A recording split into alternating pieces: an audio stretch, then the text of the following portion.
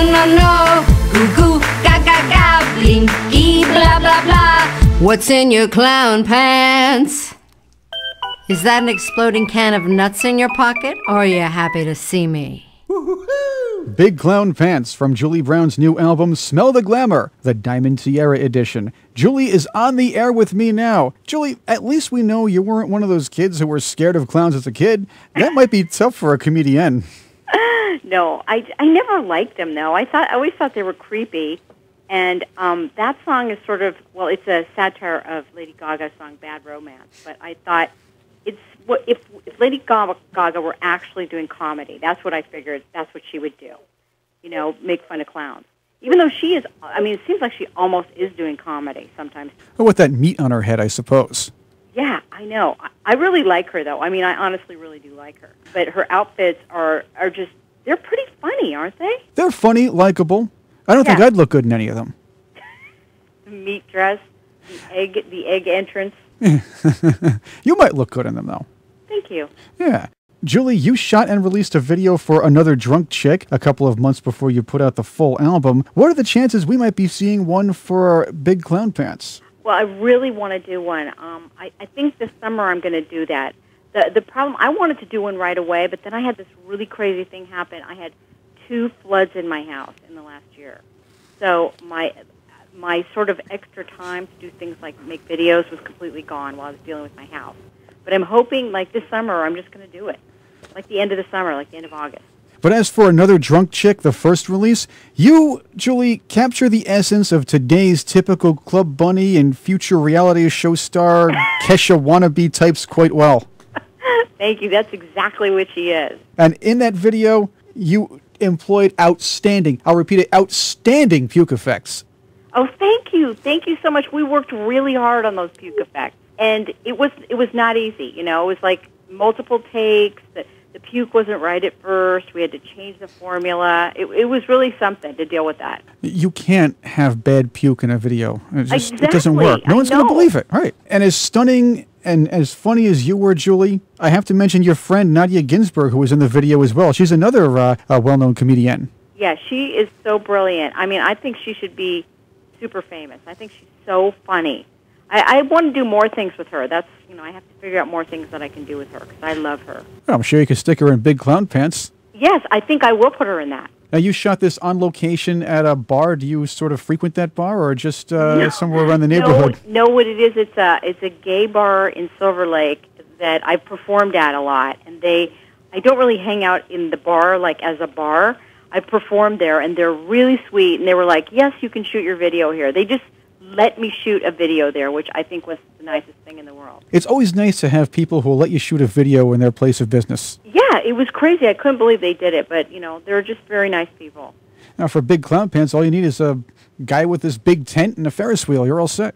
All set, yeah. No, I think I'm going to try to do green screen with that one because you're going, what? You can't really, like, how do you fake a circus or a tent? I think I'm going to have to do it with green screen. Julie Brown is my guest on Revenge of the 80s Radio. We're talking about her new album, Smell the Glamour, the Diamond Tiara Edition. Available, by the way, on iTunes and Julie's website, juliebrown.com. There's some great tracks on the rest of the album, Julie, too. You poke fun at the Botox crowd with Angelina's Lips and fire a good one at the modern metrosexuals with a couple of them. I Want to Be Gay and Latin Boys.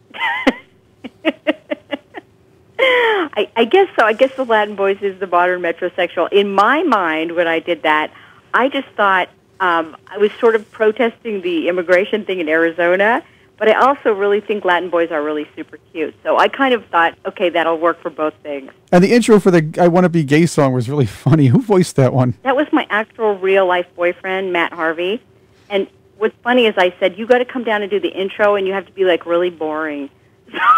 Like the boring guy, my real boyfriend. And as for the fans of your early work, you gave us a nice surprise. A new mix of the Homecoming Queen's Got a Gun and updated versions of 'Cause I'm a Blonde and Vague, the latter as your Medusa character. Yeah, I figured I wanted to do Vague because I'd never really released it.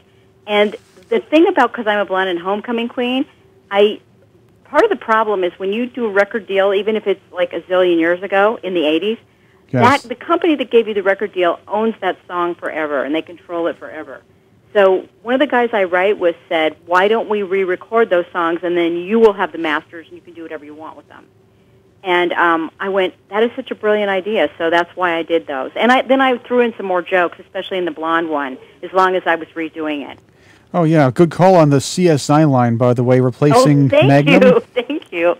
It has become the Magnum PI of today, anyway. Yes, it has, for sure. You know, I was on CSI, too. You were? Yeah, I'm on this episode. It's called Bull. I play this woman who works in...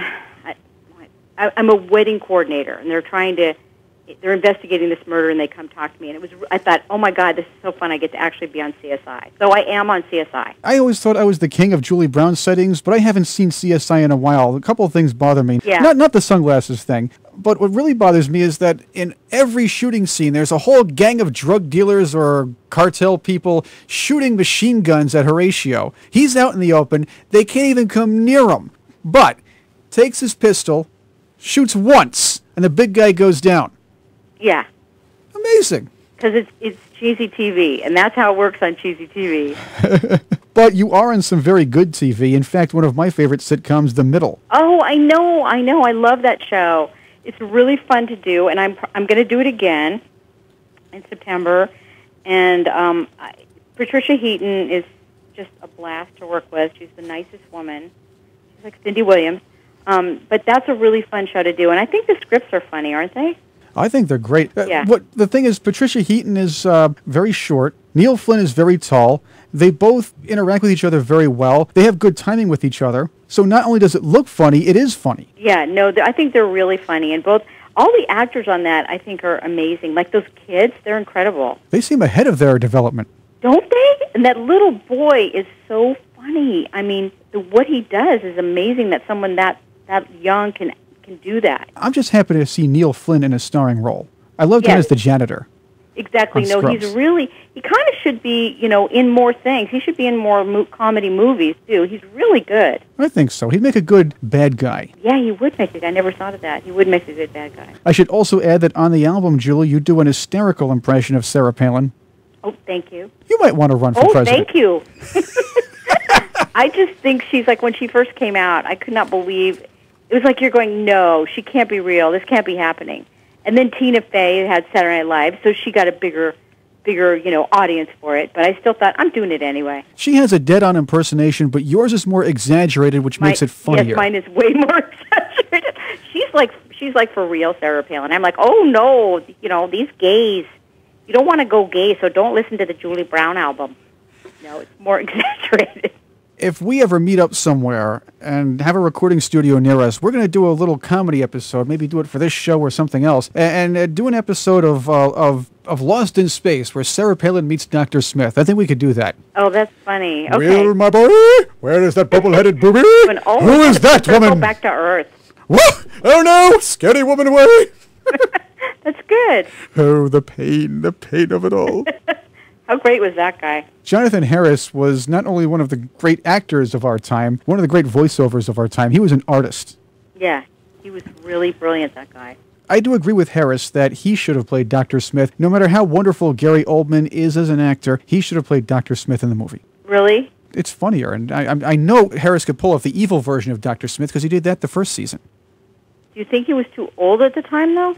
If Harrison Ford could be Indiana Jones at age, 62? Yeah, but you know what? I thought that was kind of weird in the last movie. I thought it didn't quite work. Oh. Did you? You liked it? I did, but maybe I'll defer to you on the Jonathan Harris Dr. Smith thing. Yeah, because, you have to feel like he could, hold a gun and aim it and stuff, not like, he's going to drop the gun. But I don't know. I just couldn't see Gary Oldman ever doing, come along, Ninny, there's work to be done. No, he never would. He'd never add that to it. Julie, are there any other projects you're working on that you might want to tell us about? God, whenever anybody asks me what I'm working on, I always get really confused and go, wait, let me think. Well, the thing is, I'm going to do some more live performing of my for my album, and I'm going to do the middle in September. I think a couple episodes, and I think that's all I can remember at the moment that I'm supposed to do. I am pitching shows, but see, that's like you can't talk about that because it's boring until you're actually doing something. Yeah, that's a good point. Yeah, right? Julie Brown, thank you for coming on Revenge of the 80s Radio with me today. Thank you. It was really a blast doing it. I had a lot of fun, too. Let's play another track from your new album, Smell the Glamour, the Diamond Tiara Edition, available on iTunes and on Julie's website, juliebrown.com. Another Drunk Chick on Revenge of the 80s Radio. Wake up on the floor wondering where I am.